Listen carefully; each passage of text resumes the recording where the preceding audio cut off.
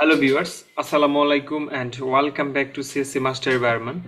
In this lecture, I am going to discuss about how to calculate network address, host range and broadcast address. So if you have any queries, please comments below and make sure to subscribe and press the bell icon. So let's get started. আজকের লেকচারটা খুবই গুরুত্বপূর্ণ এবং এখান থেকে আমি মনে করি question একটা আপনারা কমন পাবেনই পরীক্ষায়।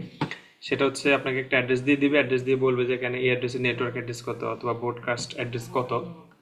তো লেটস সে আমরা যদি এখানে যদি এই অ্যাড্রেসটার দিকে যদি একটু তাকাই, এখানে কত দেওয়া আছে 192.168.1.025।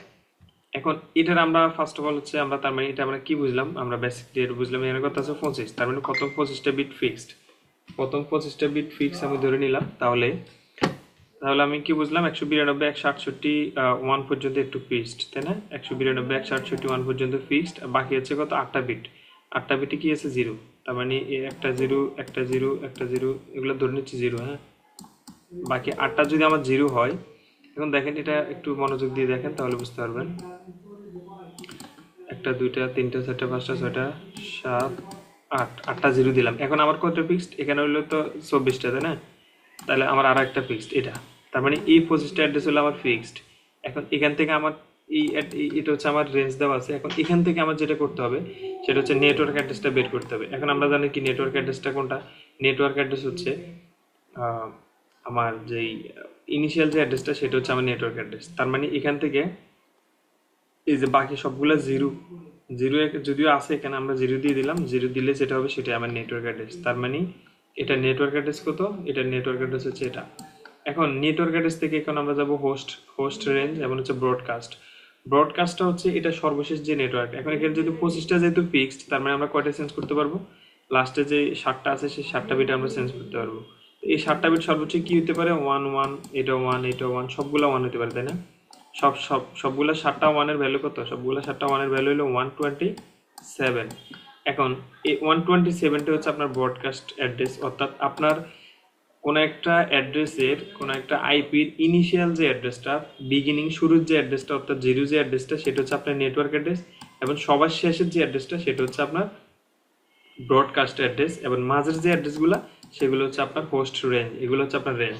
লেটস আমি যদি এখন এখানে আরেকটা আইপি অ্যাড্রেস বলি যে 192.168 দশমিক কত দিলাম, 168 দশমিক দিলাম যে 10 পয়েন্ট, হ্যাঁ 10 পয়েন্ট আমি দিলাম যে হচ্ছে 109।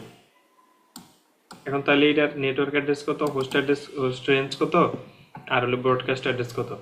তার মানে ব্রডকাস্ট নেটওয়ার্ক অ্যাড্রেস আমরা কি জানি, এটা নেটওয়ার্ক অ্যাড্রেস হচ্ছে এটা, তার মানে 1 এই যে 10 হচ্ছে নেটওয়ার্ক অ্যাড্রেস, তার মানে 10.0, তার মানে এই সবগুলো সেম থাকবে, আর 10 পয়েন্ট কত হবে, 0, এটা হবে কি অ্যাড্রেস, এটা হচ্ছে আপনার নেটওয়ার্ক অ্যাড্রেস, ঠিক আছে?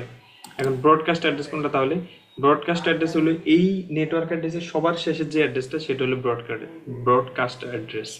ওকে, 109, তার মানে সবার শেষের অ্যাড্রেস কত হইতে পারে, এই সবগুলা সেম, এখানে 10 থাকবে, 10 দশমিক কত 255, 255 থাকবে। এখন এই 255টা হচ্ছে আপনার ব্রডকাস্ট অ্যাড্রেস, আর মাঝের যে অ্যাড্রেসটা 1 থেকে শুরু করে 254 পর্যন্ত, সরি হ্যাঁ 254 পর্যন্ত, সেটা হলো আপনার অ্যাড্রেসের হোস্টের যে রেঞ্জটা সেটা। তো এই ছিল আসলে ব্রডকাস্ট এবং নেটওয়ার্ক অ্যাড্রেস এবং হোস্ট রেঞ্জের টোটাল বিষয় ওভারঅল। তো এখানে সাবনেটের বিষয়ে কিছু কথা বলছে, সেটা হচ্ছে two the power n where n is the number bit borrows. তো সাবনেট করার জন্য এটা লাগে। সাবনেটটা হচ্ছে কিরকম, যেমন আপনাকে যদি একটা অ্যাড্রেস দেওয়া থাকে ওখান থেকে আপনি সাবনেট করতে পারবেন। লেটস আমি যে অ্যাড্রেসটা দিলাম যে 10.109, এটা একটা অ্যাড্রেস। এখন এই অ্যাড্রেস থেকে আমি হচ্ছে এখান থেকে আমি ব্রডকাস্ট করতে পারবো, এটা 10 দশমিক কত ছিল 109। এখন এই 10 দশমিকের ভিতরে যে অ্যাড্রেসগুলো আছে, এই 10 দশমিক নেটওয়ার্কের ভিতরে আমি হচ্ছে দুটা সাবনেট তৈরি করতে চাই, তাহলে আমার এটা এভাবে করতে হবে। তো দুটা সাবনেট তৈরি করলে কি হবে, তাহলে ধরুন যে আমি এখান থেকে দুটা সাবনেট তৈরি করতে চাই, এটা হচ্ছে আমার একটা নেটওয়ার্ক অ্যাড্রেস দেওয়া আছে, ঠিক আছে? বা আমি এখান থেকে একটা নেটওয়ার্ক অ্যাড্রেস পিক আপ করলাম, লেটস আমি এই নেটওয়ার্ক অ্যাড্রেসটা পিক আপ করলাম। এখন এখান এটা স্ল্যাশ দেওয়া আছে হচ্ছে আপনার কত 24। এখন আমি এখান থেকে কি করব, একটা সাবনেট করব। একটা সাবনেট করলে 24-এর সাথে আমি কত যোগ করবো, 1 যোগ করবো, 1 যোগ করলে কত হবে 25 হবে। তার মানে প্রথম 25টা বিট হবে আমার ফিক্সড। এখন প্রথম 25টা বিট যদি আমার ফিক্সড হয়, এই যে প্রথম 25টা 158 এক পর্যন্ত ঠিক, আর লাস্টগুলো সব কি দেওয়া আছে, 0 দেওয়া আছে, তাই না? লাস্টগুলো 0 দিয়ে 1 দেওয়া আছে, কারণ এটা আমরা 1 নাম্বার বিট চুজ করছি। তাই 0 0 0 0 1 দেওয়া আছে, 7টা 0 1, তার মানে প্রথম 25টার মধ্যে এটা কিন্তু একটা 0। এখন এই একটা যে 0, এখন কিন্তু আমরা এখন যে চেঞ্জ করবো, আমরা কিন্তু এই 0 এর জন্য একটা পাবো, আবার এখানে 1 দিয়ে একটা করতে পারবো। তার মানে আমরা কিন্তু এই দুইটা সাবনেট কিন্তু আমরা পেয়ে গেছি। এটা হচ্ছে সাবনেটিং এর বিষয়।